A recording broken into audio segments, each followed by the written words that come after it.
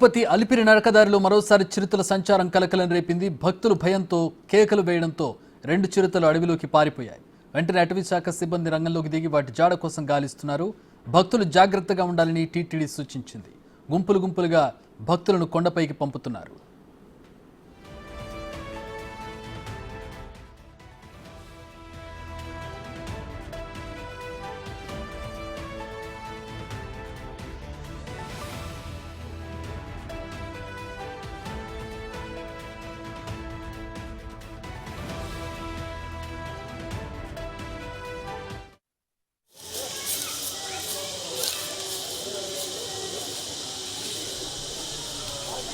తమకి అందుబాటులో ఉండేటటువంటి ఆహారాన్ని అవి దాడి చేసి వేటాడుతూ ఉంటాయి. మొన్న మధ్య కాలంలో ఒక చిన్నారిని బలి తీసుకున్నటువంటి ఘటన తెలిసిందే. ఈ నేపథ్యంలో మరోసారి చిరుతలు కలకలం రేపుతూ ఉన్నాయి. చిన్నారి మృతి చెందిన తరువాత చిరుతల్ని బంధించడం జరిగింది. 2-3 చిరుతలను బంధించింది టీటీడీ. తగిన చర్యలు తీసుకుంటూ ఉంది ఎప్పటికప్పుడు. కానీ వన్యమృగాలను కట్టడి చేయడం అనేది ఇక్కడ ప్రధానమైనటువంటి అంశం. అడవి మధ్యలో ఉన్న సందర్భంలో వన్యమృగాలను పూర్తిగా అరికట్టడం అనేది జరగని పని. అరికట్టడం కూడా కరెక్ట్ కాదు. ఈ నేపథ్యంలో భక్తులే తగిన జాగ్రత్తలు తీసుకోవాల్సి ఉంటుంది.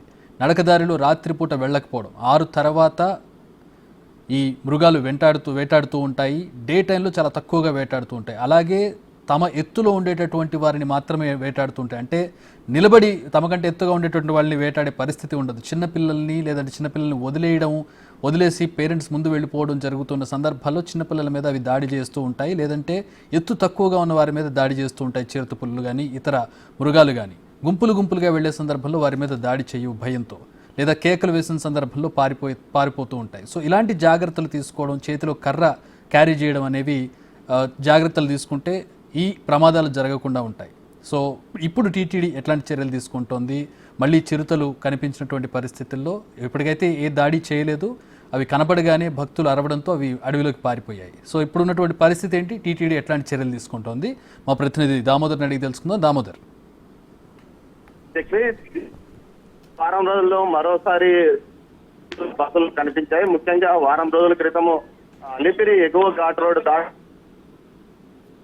ఓ చిరుత రోడ్డు దాటుతుండగా వాహనదారుడి కెమెరాలో రికార్డ్ అయింది. తర్వాత ఈ రోజు 3 గంటల సమయంలో ఓ చిరుత ఏదైతే అలిపిరి మెట్టు మార్గంలో చివరి మెట్టు సమీపంలో చిరుత కనిపించడంతో భక్తులు కేకలు వేయడంతో ఆ చిరుత అడవిలోకి పోయిన పరిస్థితి. మొత్తం మీద అయితే తాజాగా గత వారం రోజుల నుంచి సరి తిరుమల నడకదారిలో చిరుతలు కనిపిస్తున్నాయి. ముఖ్యంగా ఏదైతే వేసవి కాలం కావడంతో మంచినీటి కొరకు ఇవి వస్తున్నాయా, లేకపోతే భక్తులు ఆహార పదార్థాలను ఏదైతే నడక మార్గంలో వేయడం వల్లనే ఈ విధంగా వస్తున్నాయా అని అనుమానం వ్యక్తం అవుతుంది. మొత్తం మీద అయితే గత 3 నెలల తర్వాత మరోసారి చిరుత కదలికలు నడకదారిలో కనిపిస్తున్నాయి.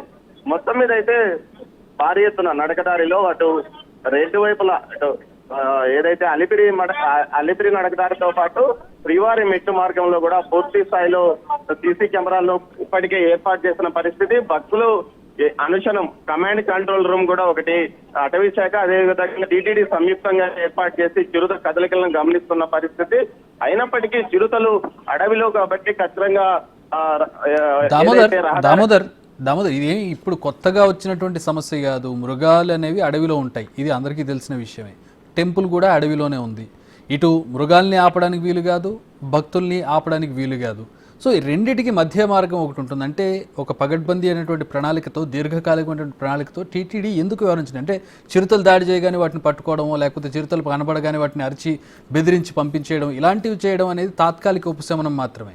ఈ రాను వీటి సంతతి మరింత పెరిగే అవకాశం ఉంది. ఏంటి దీనికి టీటీడీ దీర్ఘకాలిక ప్రణాళిక ఏమైనా చేసిందా? నడకదారిలో టైమింగ్స్ పెట్టడం కానీ, నడకదారికి అంటే డబ్బులు ఉంటాయి టీటీడీ దగ్గర. సో నడకదారి పొడుగుతో కూడా గ్రిల్ వేయొచ్చు. గ్రిల్ వేయాలని కూడా భావించారు. అయితే కేంద్ర అటవీ పర్యావరణ శాఖ దీనికి సంబంధించి కొన్ని నిబంధనలు విధించింది. గ్రిల్ వేసిన సమయంలో నడకదారి మధ్యలోకి ఏదైనా చిరుత కానీ ఏదైనా క్రూర జంతువు కానీ వస్తే వెంటనే అది తొక్కిసలాట జరిగే అవకాశం ఉంది. అందువల్ల ఖచ్చితంగా అది అవకాశం కాదు. ఏదైతే సభ్యువేలు ఏర్పాటు చేసి చిరుతపులి అటు ఇటు దాటుకోవడానికి ఏర్పాట్లు చేస్తున్నాం. అదే కాకుండా ఎక్కువ ఏదైతే చిరుతపుల్లో ఎక్కువగా కదలికలు ఉంటాయంటే 7వ మైలురాయి వద్ద నుంచి నరసింహస్వామి ఆలయం వరకు పూర్తి స్థాయిలో జాగ్రత్తగా భక్తులు వెళ్లేందుకు అండర్ పాస్లు కాకుండా పైన ఏదైతే కింద అండర్ పాస్లు ఏర్పాటు చేసి పైన భక్తులు వెళ్ళడానికి వీలుగా చర్యలు తీసుకోవాలని ఒక వ్యూహం రచించారు. ఇందులో భాగంగానే కేంద్ర పర్యావరణ అటవీ శాఖ అనుమతుల కోసం పంపించారు. కేంద్ర బృందం కూడా ఒకటికి యూనిసెఫ్ తో పాటు కేంద్ర బృందం కూడా వచ్చి పరిశీలించింది. ప్రస్తుతం పూర్తి స్థాయిలో నివేదిక కేంద్ర అటవీ శాఖకి ఇచ్చింది. కేంద్ర అటవీ శాఖ నివేదిక ఇచ్చిన తర్వాత తాము పనులు ప్రారంభిస్తామని చెప్పింది. అయితే ఎన్నికల ఈ హడావిడి కార్యక్రమంలో అసలు విషయం ఇప్పటి వరకు బయటికి రాలేదు. మొత్తం మీద అయితే టీటీడీ దీర్ఘకాలిక ప్రణాళికగా చర్యలు తీసుకుంటామని చెప్పింది. మరోవైపు తాత్కాలికంగా భక్తులకు కర్రలు ఇవ్వడంతో పాటు మధ్యాహ్నం 2 గంటల నుంచి వెళ్లే భక్తుల్లో చిన్నారులు ఏదైతే 12 సంవత్సరాల లోపు వారు వెళ్ళకూడదని కూడా ఒక నిబంధన విధించింది. ఏదైతే చిన్నపిల్లల మీదనే చిరుత అటాక్ చేసే అవకాశం ఉంది కాబట్టి ఖచ్చితంగా అందుకోసం చిన్నపిల్లలను వెళ్ళనివ్వకుండా చర్యలు తీసుకుంటామని చెప్తుంది. మొత్తం మీద అయితే టీటీడీ చర్యలు తీసుకుంది. అంతేకాకుండా ఏదైతే నడకదారిలో 7వ మైలురాయి వద్ద నుంచి అదేవిధంగా నరసింహస్వామి ఆలయం వద్ద వరకు పూర్తిగా జంగిల్ క్లియరెన్స్ చేసింది. 50 మీటర్లు అటువైపు ఇటువైపు 50 మీటర్లు. అంతేకాకుండా లైట్స్ ఏర్పాటు చేసింది. ముఖ్యంగా ఏదైతే చీకటిగా ఉన్నప్పుడే చిరుత దాడి చేసే అవకాశం ఉన్నందువల్ల లైట్స్ కూడా ఏర్పాటు చేసింది. ఎలాంటి కదలికలు వచ్చినా వెంటనే రికార్డ్ చేయడానికి సీసీ కెమెరాలు కూడా ఏర్పాటు చేశాము. దీనివల్ల జంతువులు వచ్చిన వెంటనే తమ కమాండ్ కంట్రోల్ రూమ్ లో తెలుస్తుంది. దీని తర్వాత తాము అటాక్ చేసే దాన్ని ఖచ్చితంగా కనుక్కుంటామని చెప్తున్నారు. మరోవైపు ఏదైతే భక్తులు కూడా వెళ్లేటప్పుడు నడకదారి నుంచి బయటికి వెళ్ళకోకుండా అటువైపు జింకలకు ఆహారాన్ని అందించకూడదంటూ కూడా ఒక నిబంధన విధించింది.